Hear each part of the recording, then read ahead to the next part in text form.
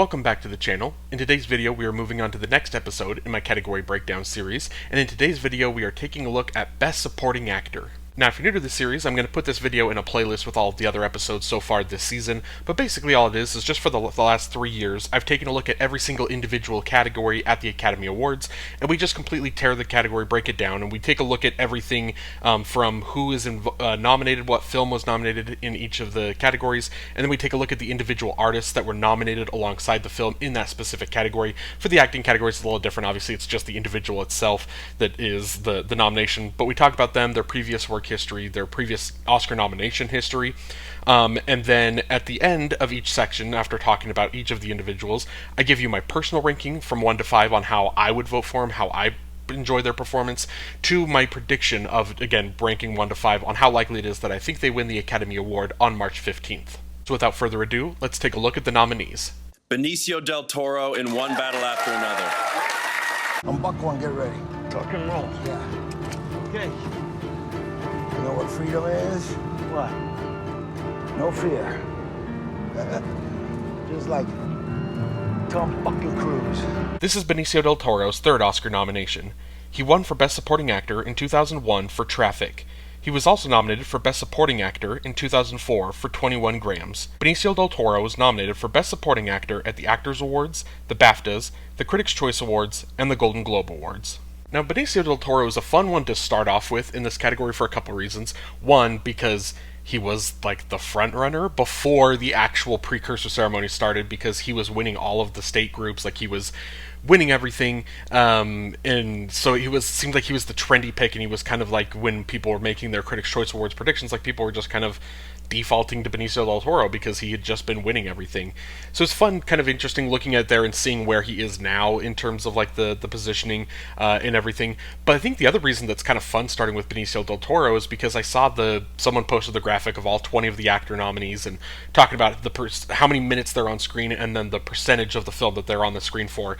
And I think if I remember right, I think he definitely had the least percentage. So he was like in his film the least percentage, but I think he was also might have been, no, maybe he wasn't the least total minutes, because the film's obviously longer than some of the other films that had acting nominations. So he probably wasn't the least total time, but he was like the least percentage of the film in it. Like, he's not in it a whole ton. Obviously, he doesn't come until, I guess, kind of like right at the beginning of the second act is when he first kind of pops up, but then he's there for a moment, and then he's gone for a bit, and then he kind of comes back, and he kind of he does that where he disappears, and then when he's back, but when he is back on the screen, he's there for, 5 straight minutes, and he's making, or 10 minutes of like the film, maybe he's not on screen the entire time, but he's there and he's making a direct impact, and he's working so closely with Leonardo DiCaprio, with our main character, so his impact, I think, is very felt in the film in very limited screen time.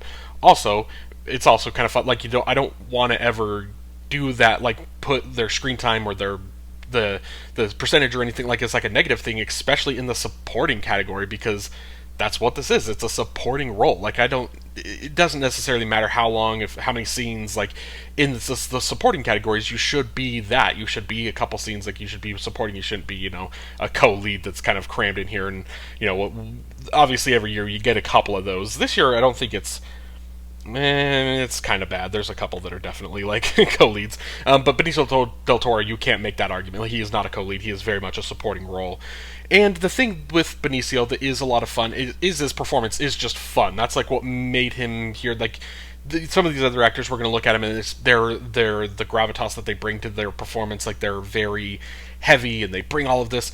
Benicio del Toro is just here to have a good time. Like, he's here to make the film fun. He's there to almost serve as kind of this, like, usher in a sense for Leo, to get Leo from point A to point B, because Leo just kind of, in the state of the film, he's a little high at the time and can't really quite put everything together, and so like Benicio, it's almost like his guide that's just kind of carrying him from point A to point B in the film and is doing so much for him, and so he's kind of this like mentor, this sensei, if you will, to him, but then also is just a whole lot of fun in his role. And obviously the big scene, it's going to be, if the Oscars do any Oscar clips, it's going to be the few small beers, like it's going to be his moment, it's going to be his clip. Like, it's a simple, like, an easy, like, the best moment of the film, or maybe not the best moment, but one of the most memorable moments, one of the most memorable lines of probably any film this year, maybe if not the most, like, quoted line, is a few small beers. He's just a whole lot of fun, brings a lot of energy, brings a lot of Guess kind of calming nature, because Leo again is so frantic and is losing his mind and is going crazy, and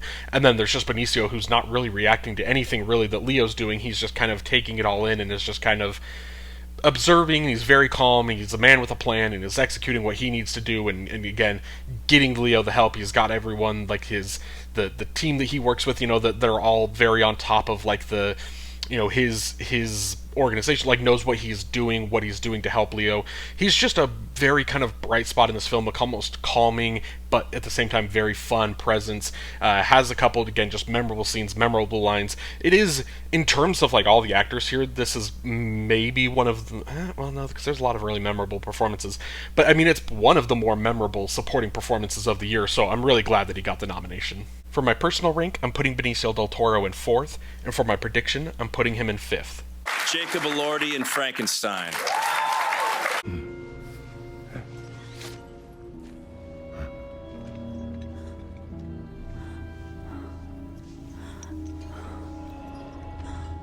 This is Jacob Elordi's first Oscar nomination. He is known for Euphoria, as well as his film roles in Saltburn and Wuthering Heights. Jacob Elordi won for Best Supporting Actor at the Critics' Choice Awards. He was also nominated at the Actors Awards, the BAFTAs, and the Golden Globe Awards. And I talked about with Benicio del Toro, I guess I kind of mentioned it, kind of teased it, didn't really kind of finish the thought, that he was originally the frontrunner in the category, and then he since went on to win nothing. And this is where we get from kind of here down, where it's going to get a whole lot more fun in terms of who's winning stuff, who is the frontrunner in the category, because it's very ambiguous, it's very up in the air.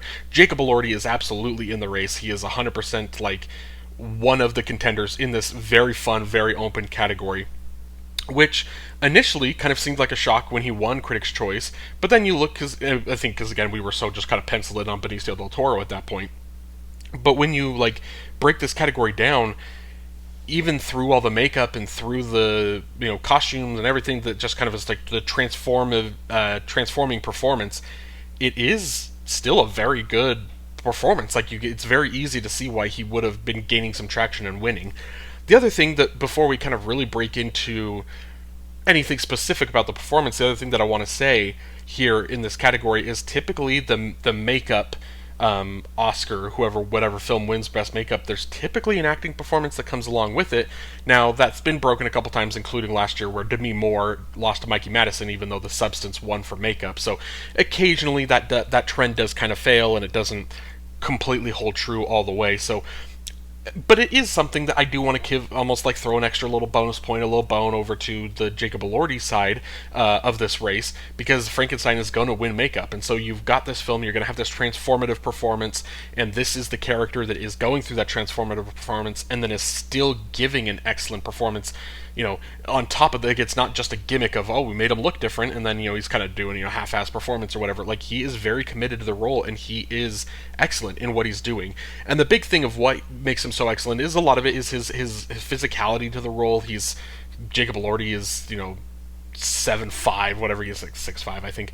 But he's very tall, and so he completely towers over everyone. He brings that physicality, and then brings the physicality of, kind of constantly, or not constantly, but for a lot of the film, kind of at the beginning of when he's first created, the kind of the crouching positions that he's in. He's very low to the ground. He's, crawling a little bit more, eventually kind of, as he gets older and watches other people and gets more life experience, he kind of straightens out and stuff. But for the most part, it's a lot of the physicality of the performance, I think, is very, very, very good.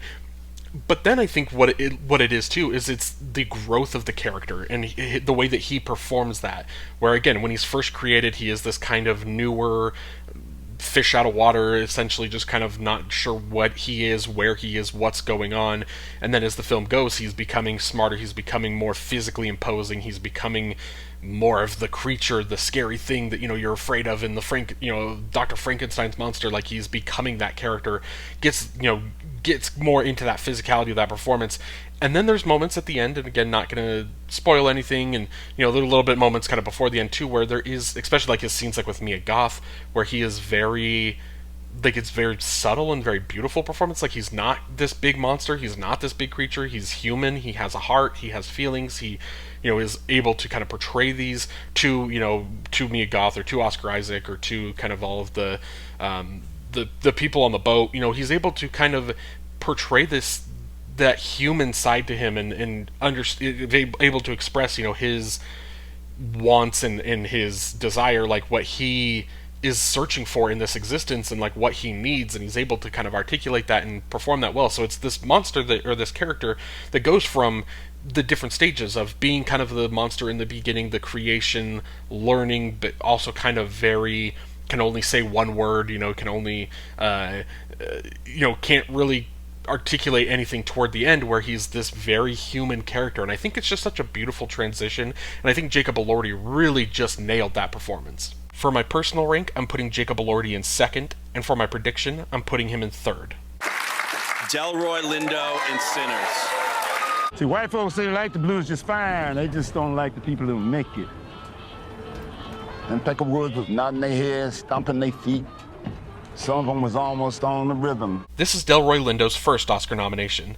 He is known for his roles in Da 5 Bloods, Malcolm X, and his voice role in Up. Delroy Lindo won for Best Supporting Actor at the NAACP Image Awards, but wasn't nominated at any of the major precursors. And Delroy Lindo is the most fun nominee in this category to talk about, because it's so fascinating how he was. It feels like maybe not every single year, but maybe every other year at the Oscars, there is someone who jumps in without getting like any of the major precursors. Didn't get Critics' Choice, Golden Globe, BAFTA, or SAG, but still is able to kind of jump in there. And it's typically someone in a supporting role. It's someone kind of outside the box. And Delroy Lindo was one of those that it felt like he didn't necessarily feel like he fit that category, because he was very much in the race, but just didn't get in anywhere. And so then it just felt like, okay, well, it's just not going to happen. At least that's when I was doing my predictions. I put him down as like 8th or 9th most likely. I kind of discarded Delroy Lindo, because I was like, if it was going to happen, it would have happened. But then it didn't, and then still did. It still happened. So it's a whole lot of fun just kind of talking about his inclusion here. What Delroy Lindo brings to this film, he is a lot like on the sense of Benicio del Toro's character, in the sense that he is kind of there for lighthearted moments. He brings a lot of fun to the role. He during a couple of the very serious scenes, he has a line or two that kind of maybe undercuts the tension a little bit, and you can kind of argue whether you think that's a good thing or a bad thing that he does that. But he kind of has these moments that are just a lot more fun and a lot more lighthearted, but he also does have a couple moments that are very heavy. There's the car scene where he's in the car with Miles Caton and Michael B. Jordan, and they're driving to the juke joint when they first pick him up and bring him in onto play, and he's talking about his past, and he's talking about stories and things that have happened, and how he's kind of ended up here. And it's this very kind of sad and tragic story that is, the entire time, it's just focused on him telling this story. So it's very powerful in the sense of how he tells that story. But again, then a lot of it is when you get to the juke joint, what he's doing there, when he playing the music, and then kind of the personality that he is while the party is still up and lively, and he brings this very fun character. And then when things get serious, he brings the character continues to evolve, where he is still kind of the fun and lighthearted and cracking jokes and is a good time of a character, but he also has a couple very poignant and very profound moments, and a couple moments here and there where it's just like he makes some decisions as a character that is like, okay, that is certainly a decision that this character had to make, but the way that he makes it and the way that Delroy Lindo portrays that emotion, that moment, is able to kind of bring that to the screen. It is very well done. Delroy Lindo, despite that TikToker, whoever it was that was interviewing him, that called him a newcomer actor, despite that, he is very clearly not a newcomer actor. He has been around. He's an established actor that has had a long and successful career, and I'm glad that he's able to finally kind of get this moment, this recognition, and see himself at the Oscars, and in a category that is so up in the air. I've seen some people still kind of like predicting him, because they think it's just such a chaotic category that anything could happen, and so I don't think it would happen, but I can see some people making that case. I'm just glad he has this moment. For my personal rank, I'm putting Delroy Lindo in 5th, and for my prediction, I'm putting him in 4th. Sean Penn, one battle after another. You are a smartass. You're this little princess, aren't you? Smart mouth. Like your mother had a smart mouth and I buried her. This is Sean Penn's 6th Oscar nomination. He won for Best Actor in 2009 for Milk, and in 2004 for Mystic River. He was also nominated for Best Actor in 2002 for I Am Sam, in 2000 for Sweet and Lowdown, and in 1996 for Dead Man Walking. Sean Penn won for Best Supporting Actor at the Actors Awards and the BAFTAs. He was also nominated at the Critics' Choice Awards and the Golden Globe Awards. And again, in a category that is as chaotic as this, I've said multiple people are fun to talk about. Sean Penn is also really fun to talk about in this category. Because for me, when I first saw One Battle After Another, it was one of those experiences when I left the theater where I kind of walked away and I was like, okay, it's getting picture, it's getting director, it's getting... at that time, I kind of was believing that Leo was going to win actor, so I was like, it's getting actor, it's getting probably like score, editing. You know, I'm like, in my head, I'm like, okay, here's where it's going to win all of these.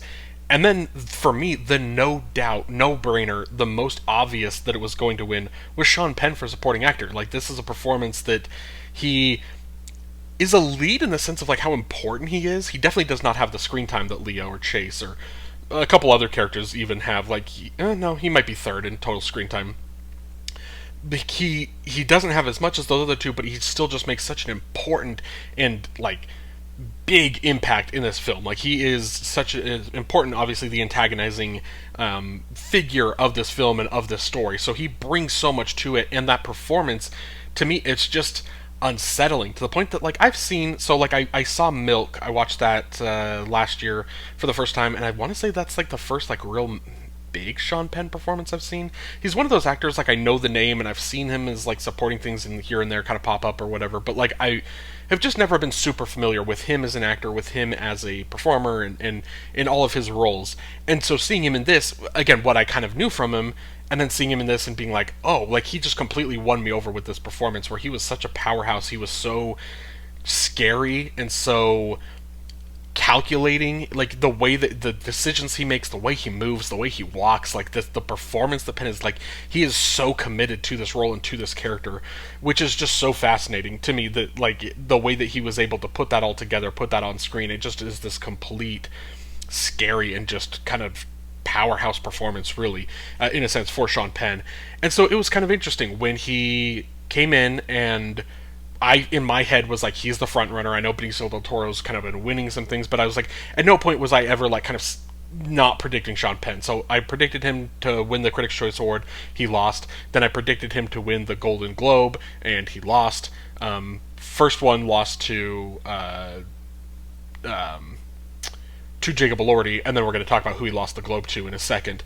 But he lost both of those awards, and after I've just been continuing to predict him, and then I started thinking, at this point, you know, Sean Penn, he's a little more reserved, like, a little more, like, in his real life. He's not out there, he's not campaigning. You can tell he doesn't want this the way that the other actors want to win. He's not, hasn't been showing up at the award shows. Like, things like that, where it's just kind of like, I can see how that can, like, rub people kind of the wrong way or whatever. And so then I started thinking, okay, maybe voters are kind of holding that against him, and that's why he's not just the clear runaway in the category, you know. And so then it comes to BAFTA, and I'm thinking, like, okay, I guess at this point it's not Sean Penn, it's not happening. And so I think I kind of threw out a Hail Mary. I think I went with Paul Mescal is who I was predicting in that category.